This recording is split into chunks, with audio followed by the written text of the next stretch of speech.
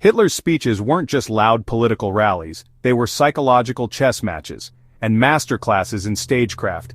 Today, I'm breaking down 5 key ways he manipulated the masses, not to glorify, but to help you spot these tactics. First up, gradual escalation and rhythmic delivery. Hitler didn't just shout from the start, he'd begin almost softly, drawing people in, then slowly ramp up the intensity and speed of his speech. The tension would build, almost like a symphony reaching its final act. By the time he hit his peak, the crowd wasn't just listening, they were swept up in the emotion. Next, intense gestures and stagecraft. Every hand movement, every glare was rehearsed. This wasn't a guy just talking at a podium, it was a performance. His body language, facial expressions, and calculated gestures made every word hit harder.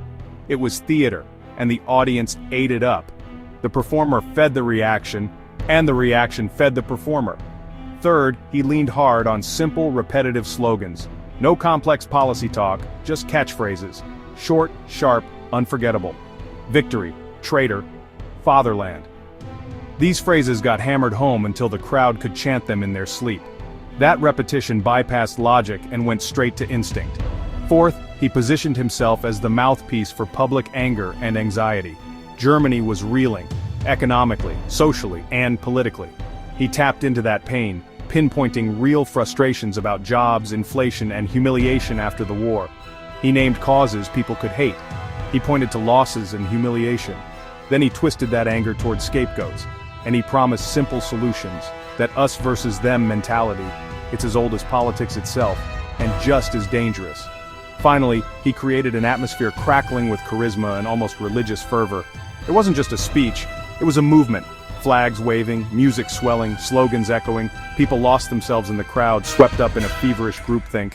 In that moment, rational thinking melted away, replaced by collective emotion, and Hitler was at the center.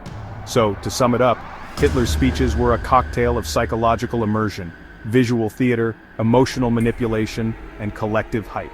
These methods didn't disappear with history. They show up anywhere someone tries to sway a crowd. Spotting these psychological tricks, that's the first step to not falling for them. Be skeptical of sudden certainties, short slogans, and spectacle. Psychological immersion, visual production, repetition, emotional representation, and collective fervor. History shows the danger when performance replaces reason. If you want to learn more, check the sources linked below. And remember, the first defense is awareness. Subscribe for media literacy breakdowns like this.